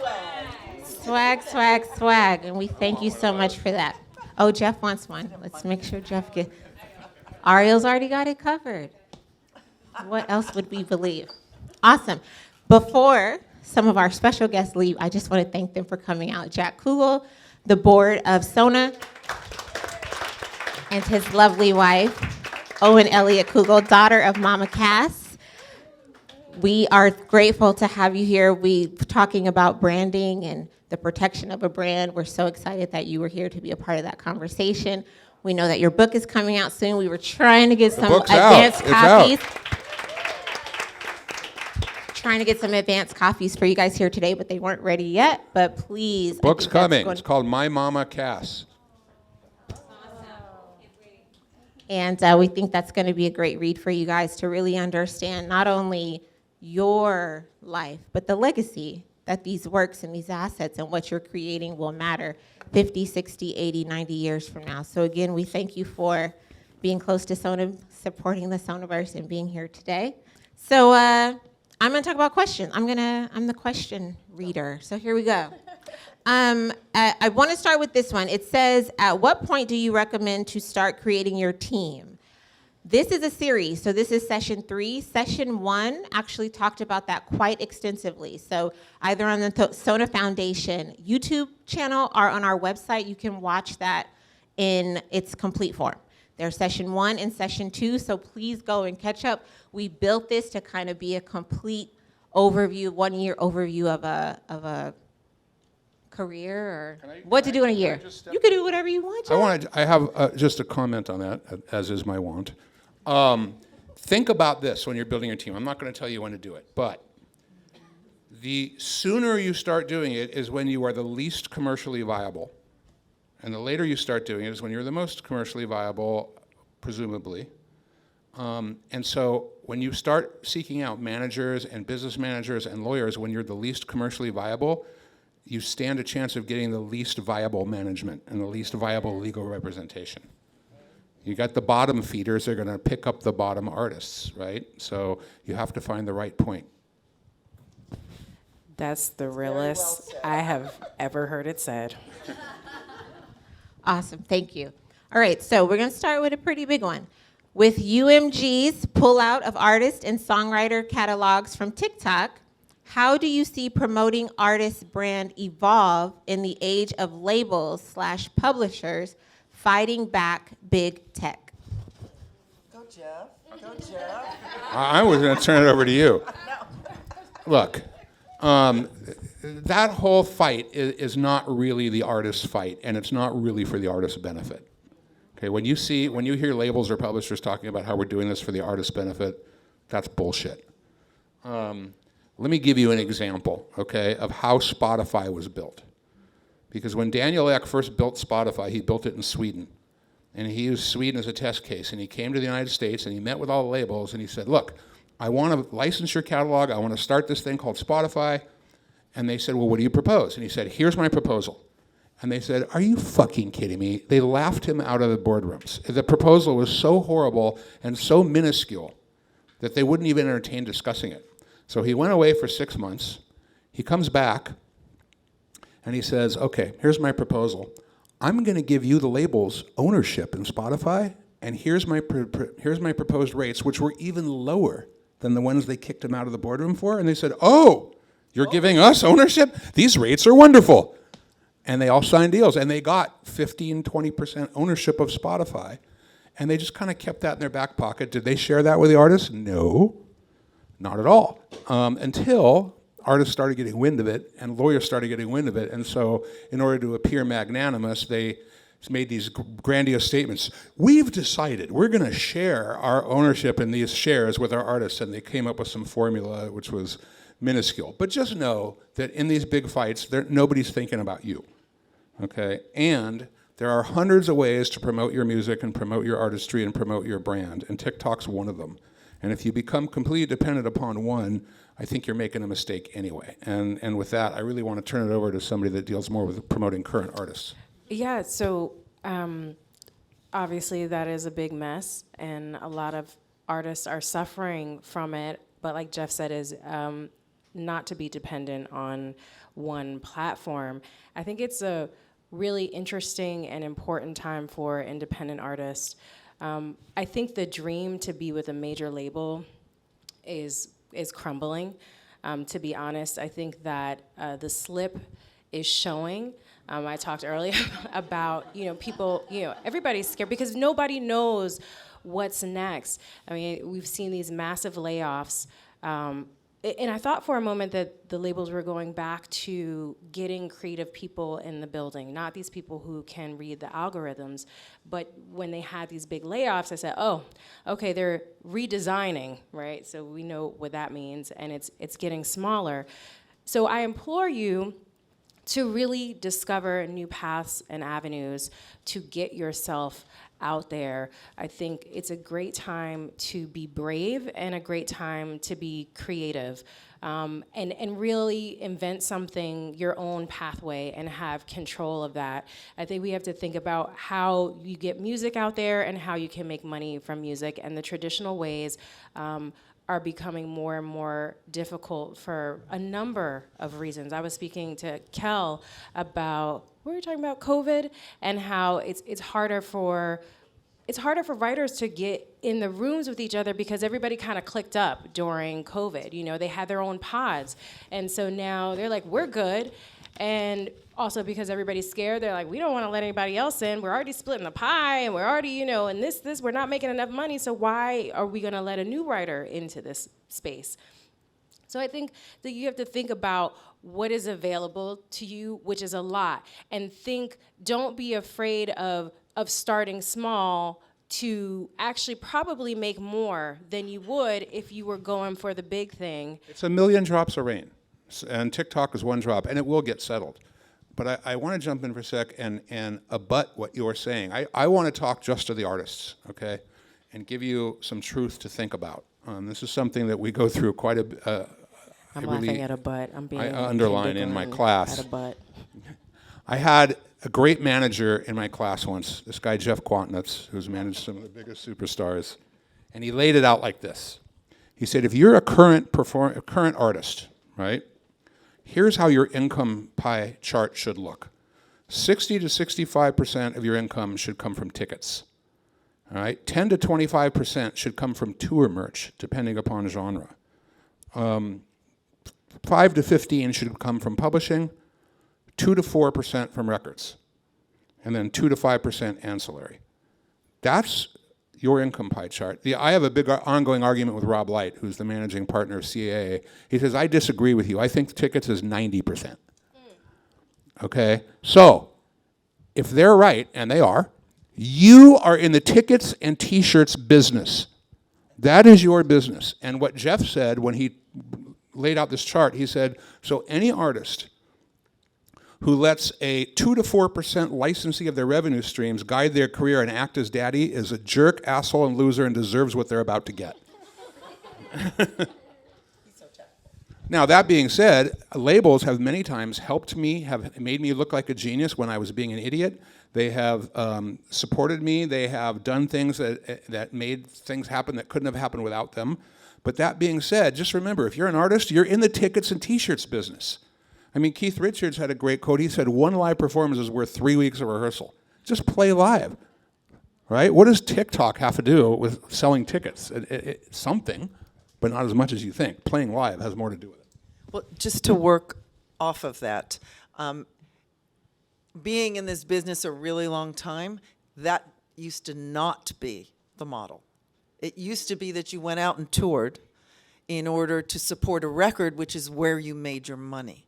But if we go back to my comment about the labels missing the whole Napster thing out of arrogance, that's when things started to change, when that whole streaming model started to change, and nobody had a clue how to monetize it, right? So your music was out there, but it wasn't you getting paid for it. Now, when you tour, if we're doing tour reconciliations in our office, which is what we drown in all the time when people are touring, he's right. Tickets and merch, that's it. You tour to tour to make a living. It's no longer to support a record. And so it's really nice if you've made a record and you get to introduce new music in the tour, and hopefully somebody will download it and actually pay for it. But the truth is that it's live performance and merch. By the way, the dirty little secret is that it was always that way.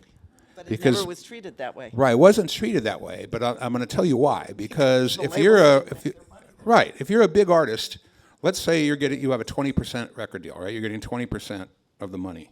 Ha ha ha, but let's say 20%. If you're touring, you own 80, 90%, right? And I remember having dinner with Jeff one night and one of his bands, Korn, and I was congratulating him. I'm like, dude, your record just went triple platinum. He's like, yeah. I'm like, you don't seem that excited. He goes, Jeff, we have $1 million guarantee per night. We do 400,000 in T-shirts. We get 1.4 million per night. We're touring 5 nights per week. The money I made off a triple platinum record was my catering budget for April. Right? And the dirty secret was, everybody used to say when I was a teenager, oh my God, the Stones are releasing a new record. They're going on tour to support it. It was like, no. They made the record to support the tour. Exactly. Because here's the thing, right? In order to have a top 10 hit at that time, when radio was everything, if you were a top 10 song, you were getting 6,000 to 12,000 spins per week. So that's 6,000 to 12,000 free commercials for your tour that you own 80 to 90% of. That's what they were doing. In the mid-'70s, they figured out we don't have to charge. In '72, the Stones at the Forum, the top ticket was $7.50. The last time they played the Forum, it was $1,000 for the same seat. I think I like to always remind the room of songwriters when we hear these big numbers that artists are getting, like why understanding what you own and having a piece of that and how to monetize your own career. If you're not the touring person, if you're not on the stage, how do you still participate in that? And that's making sure your split sheet's right from the very beginning.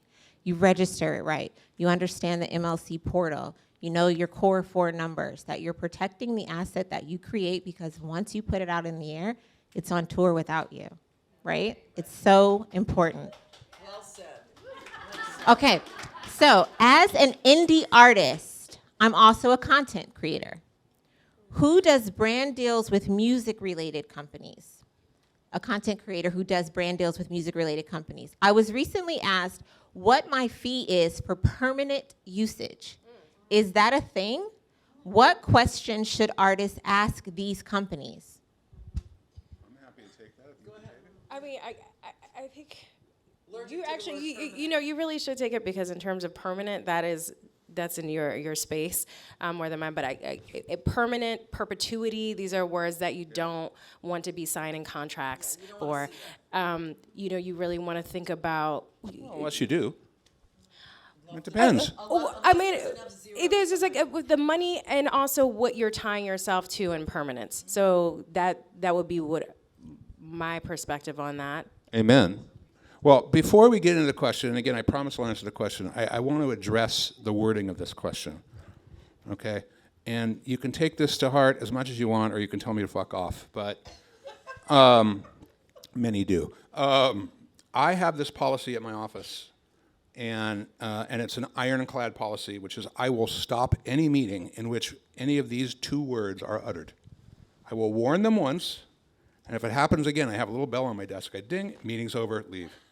And those 2 words are exploit and content. Okay? Fuck content. Content means something that's worthless, that some 22-year-old tech who started an app wants to shove in his pipeline so he can have an exit plan and make millions of dollars. I don't think Jim Morrison lived and died to create content. Okay? It's fucking art. And respect it. And call it art. And my clients were exploited their entire lives. Why would I want to exploit them now? Try using the words art and utilize. Let's talk about utilizing art, not exploiting content, and stop turning yourselves into whores. Because you're not, you're artists. That's all I want to say. So to answer the question about creating art with brands, most brands, most deals will ask for, there's territory and term, right? Most will ask for worldwide in perpetuity, which means forever, which is a standard ask, which is fine if you're being compensated for that, right? But you have to look, and this is where having a team or a good lawyer, they can read the license, they can read the small print, right? Because a lot of these things are really important and can affect you down the line, but really, probably not. At the point you're at right now, if you're going to do a co-branding deal and you've got a brand being willing to give you some money or give your art exposure and utilize it, then, you know, I wouldn't necessarily take that firm of a stand, but it depends what the ask is. From my perspective, because I do a lot of licensing of songs for my clients, I don't like the concept of perpetuity in a license for a sync, you know, whether it's a commercial or whatever it is. You want renewals, right? Come back and ask me for more. And if you were really successful, it's going to cost you more to have it. But so I tend to redline the in perpetuity part of it, and that You're absolutely right. It's 100%. It's thrown in as an ask. They know that anybody who's paying attention is not really going to give them perpetuity, but sometimes it gets overlooked and good, you know. But good in for them. movies, they usually will have to give perpetuity. You have to in a movie. But if I'm licensing something for the Super Bowl or for a commercial, you know, another kind of commercial, absolutely has to have a term that's very specific, and then they can have a pickup or 2 or 3 pickups for that term, but they got to keep coming back. By the way, 'Cause you know, have to keep I was making just money. an expert witness in a big lawsuit with Supertramp, and the whole lawsuit focused on shitty drafting of a contract in the 70s that didn't have a term. Ouch. So I hear you guys saying that we don't want to give a fee for permanent usage, but I haven't heard any suggested questions for this person to ask back to a brand when developing the partnership or contract. Oh my God, I mean, there's dozens of questions. You really need some professional advice on that. Okay. I can't give you a blanket answer. That's really a lawyer thing. That's when you use a lawyer Or manager. or a manager. But Or AI. I'm not gonna lie. You go to ChatGPT. Or AI. If you don't have a lawyer, you can go to AI. You can go to ChatGPT for that one. Just to start you off. If you don't have a lawyer, it's okay. I'm gonna say it. Be brave. Given that the genie is out of the bottle, do you see new royalties being adopted by publishers or labels to help train AI models with copyrights? Well, that question, actually, we kind of answered that question during our discussion, which is those things are going to be solved through litigation and legislation. They haven't been decided yet. The easy answer is yes, there are going to be new models for royalties. Yes, they're going to figure it out. No, they haven't yet. And no, we don't know where it's going to end up. true. Facts. And that's true with every streaming model that comes up. That's true with every streaming model that comes up, in that it's not anticipated. And so it winds up in litigation, and one at a time we take care of it. I wish there was a way to have some blanket concept, but we don't know what genie's coming out of the bottle next. Yeah, I will tell you guys, though, there's some really, really good news ahead for you. Okay, you are sitting in the catbird seat, and you are going to be rewarded. Right? Think about this, that the average selling price of publishing catalogs for 30, 40 years was 4 to 8 times what they call net publisher share, which is basically net profit. It was 4 to 8x. Okay, right now, they're trading for known catalogs between 18 and 30. Right? Now, that is not a sustainable model unless you know something. And these private equity guys and hedge fund guys know something. And what they know is that the CRB decisions and the Mechanical Licensing Collective and the new legislation for royalties is going to really skyrocket publishing royalties. So sit tight, stay in the game, watch what happens. Join SONA. Wait, Join Jeff, can you SONA. Can you go a little further though, Jeff? Can you Join explain SONA. We are talking about multiples now, but can you talk about just for them? I don't know if everybody understands catalog sales, and kind of what's been happening, and sort of. Yeah. So what he's talking about when he's saying 18 to 30, he's talking about selling your catalog for multiples of those are your years. So you're getting the value of what it would be in 18 to 30 years, whereas a few years ago you were getting the value for 13 years, and then before that you were getting what it would be for 4 years. Does that make it a little more clear for anybody who didn't understand what he was just talking about? But from a realistic perspective, you're not Bruce Springsteen, and you're not Bob Dylan, and you're not Neil Young, and you're not Stevie Nicks. No, but Yeah, even a small yeah. catalog. No, I get it, but you're not. But people see, they sold it for $500 million. That's why I didn't use a dollar That- amount. It's and right now, while the interest rates were higher, basically the cost of money for them to buy these things was a little tighter, and so there was a little shrinkage in how it is you get your catalog in there and get the multiples you want. But Jeff is totally right. There's more foreseen royalty growth out there, which is why you can grow into a higher multiple. Yeah, that's the good news for you guys. Right. Awesome. Next question. In terms of branding, how would you get skills that aren't just necessarily musical in order to maximize my brand? I actually listened to this podcast, The Brand Builders. I asked a lot of questions. Like, I'll be in contact with Tina and Jeff, and I'll send an email and be like, "Hey, what's this?" I'm not afraid. I'm very much a proponent of there are no dumb questions, and people think I'm smart because of the questions that I ask. So that's where you can start. Always go to the person who knows more than you, and they know what you want to know. Brand. It goes back to sort of what your strengths and your weaknesses are. What are you strong at? What are you weak at? You know, I like to procrastinate. That's a weakness of mine. But I can get stuff done really quickly. You know, I don't know. ChatGPT, yes, I can use that because maybe I'm great at writing emails, but maybe I take too long to get to the emails, and it's easier for me to do a prompt for an email. What do you want to get to is the question. Like, where do you want to be? Where are you starting? What is the goal for building your brand? Are you trying to be a songwriter who has a podcast that gives information about songwriting? Then you need to start with, how do you create a podcast? How do you get a podcast out there? How do you build a podcast? You know, what's the goal? You want more, so you want to be the songwriter that has the most sessions ever in the Guinness Book of World Records. I have no idea what your goals are as a songwriter, but then you need to go ahead and have a session with every Tom, Dick, and Harry that you can have a session with.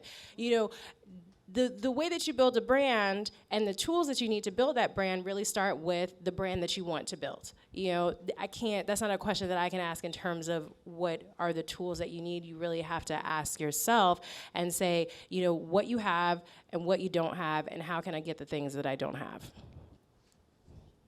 I think you also said it. I mean, read, listen. Go online, search, right? You can read any book that has branding or brand in the title, check it out, and they'll give you little excerpts you can read. I would read as much as I can, I would listen as much as I can. Or anyone who you admire, the way they built their brand. You see them out there, you see how they're perceived. Study them. Study the steps they took, where they started, where they, you know, what gauntlet they had to run through to get to where they are, and look at that as a path. It's the influential brand, personal brand builder or something on podcasts, on Spotify or whatever. It's a great, it's been. I'll amplify on what you said, because she started off with this, right? Which is, and I'll translate it. Know who you are. Know who you are. And if you want to be all things to all people and be Mr. or Miss Horizontal, best of luck. But have an identity. And if I have to tell you what your identity is, or I have to help you build your identity, how come you're getting 85% of the commissions?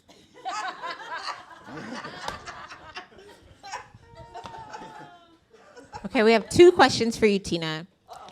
First is, what are some of the best ways to start saving for the future, and when is the right time to retain your services? I think that it's a discipline you develop. And you need to think of your life, your financial life, in buckets, okay? So you have your hard costs every month in one bucket, and you know that's your mortgage and your car payment and all the things that are fixed that are going to happen to you every month. You need to know what that is.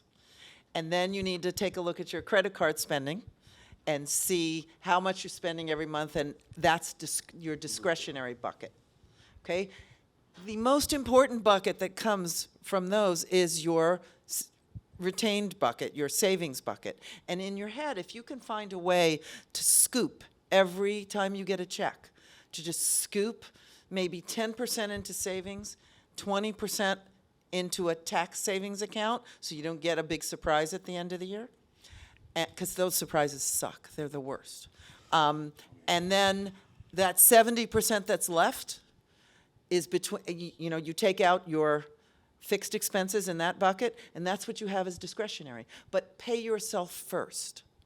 Try to remember that you're the most important bill you have. So your future is the most important bill you have. And make it as important as paying your mortgage. That would be my recommendation. Can you take that a little further and make a recommendation for people who don't get regular paychecks like us songwriters? Right. No, well, what I'm saying is when you get a check. Whenever you get a check. Whenever you get a Okay. check. I mean, most of my clients don't get paychecks. Right, so I do the scooping for them most of the time. And sometimes I scoop in a way that's really what I refer to as the quality of the illusion. In their monthly statements, I have a cover page, so it's easier for them to understand, because I've come to learn that most of them never look further than that. So it's a summary of all their accounts, and I will here scoop out 20% for a tax savings account. It's not really in a separate account. It's the same account number, but I don't want them to think it's accessible. So I have a tax savings account, and then it goes into their children's 529, or it goes into all these other things, but then we have a certain amount of money that comes out. And you can do it the same way. And when you're ready for me, it's a good question, because everybody's ready for a business manager at a little bit of a different time in their career. I don't think you need people to pay your bills and get your insurances and start all these things in the beginning of your career. I do think that you need that extra sounding board that's really about how money and business come together, because you will have a lawyer, that has their expertise, and someone like Jeff who really knows the scope of his expertise, and it might be someone like me who puts my head together with someone like him that helps the deal for your highest good. But you need to be in motion a little bit before you need a business manager. You have to have some money that needs to be protected. Right. You need to have intellectual property that needs to be protected. The opportunity to sit with people and sync licenses and things like that need to be, talked about with someone, so that it's not just your publisher making the decision. And if I can just add to that, because I sit on the other side, I would give you the guidance that you really should talk to somebody like Tina when you are getting an advance. Right. And I think that is when you need a business manager, because the business manager is going to explain to you, what does that really mean for you? How do you save for that rainy day? And more importantly, you got to put some money away for the tax man, because like she said, if you don't, it's not fun on the other end. So anyway, that's my 2 cents. Sometimes I get that phone call and said, well, I want to buy a blah, blah, blah. I don't have it here, but I have it here. And I go, well, you can't touch that money. That's not money you can touch. That's your savings. That's your tax account. You can only look at these accounts to see what you have available. By the way, if somebody has a relationship with you or City National Bank, then your advice is free, right? Come and talk to me. I really have. I think I mentioned it, but I've been doing this for 20 years. I started out with songwriters. Many songwriters who, were just starting out, and it was a lot of fun to work with them and educate them. And many of them have moved on to become household names, and so it's been great to be part of the initial journey. So yeah, reach out to me at any time. Can I add one more thing in terms of budgeting? It goes back to planning as well. Planning for the things that you want for yourself, planning for the things that you need. If you have a project coming out that you want to promote your songwriting and your artist, planning for that budget, where you want to put your money, where is your money going to be most effective within this budget frame, and then kind of look at what your future plans are with your money and look at your present state of money and see how you can save for this, how you can put some towards that, how maybe you might not be able to afford Beyonce tickets. That was me. I was like, well, you can't go to the Beyonce concert because you want to put out a project come December. That's not reasonable. So it's about supporting your life and also supporting your business and making a plan for those things. That's great. Okay, our last question. What are some novel platforms that that promote artists? Trends and some trends that you see going forward? So, I mean, in terms of platforms like that people like, I mean, first of all, sorry, I don't want to put any, but we were talking about a platform to put out your music. Are you talking about you're distributing your music? Because there's a lot of them. Promotion and marketing. Promotion and marketing. So what's interesting, here's an interesting trend that's been happening, and some of you probably have had this in your DM. Is you'll have somebody say, hey, we're with this company, we really love what you're doing on Instagram and your music, your release sounds really great. Can we talk to you about, your music or your future project or a future single? Has anybody gotten those in their DMs? Raise your hand. Has anybody followed up on them? No.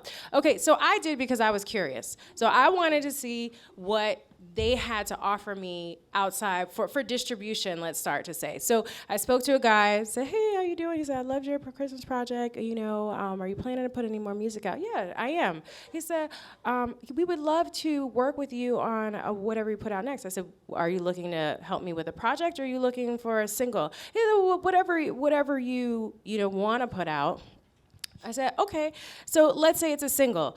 So how does that work? He said, well, we do marketing, we do playlisting.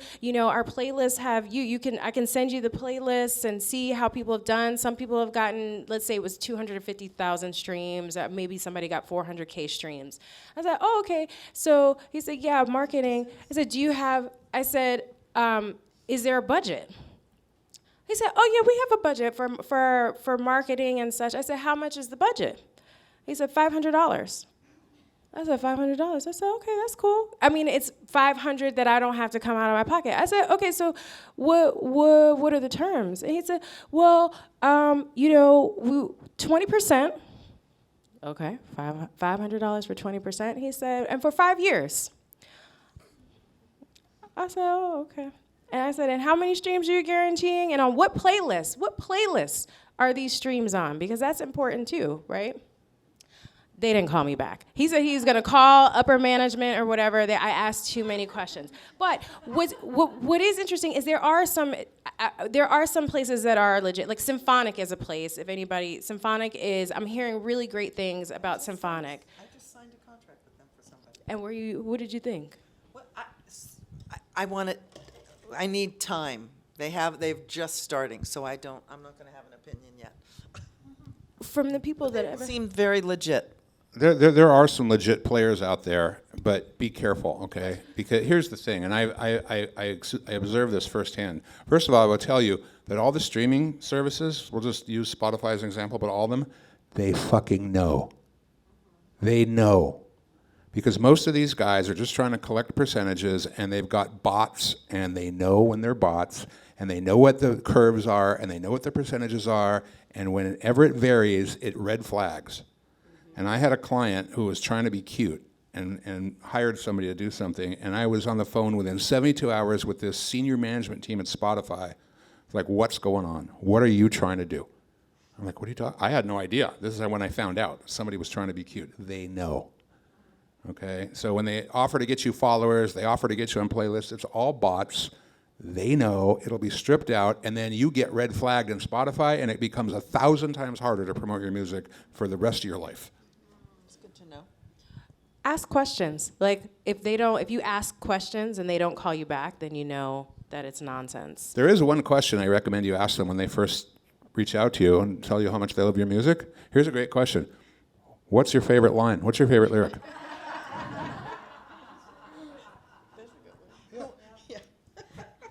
Really, you love my music? What's your favorite chorus? Yeah. Oh, back to me.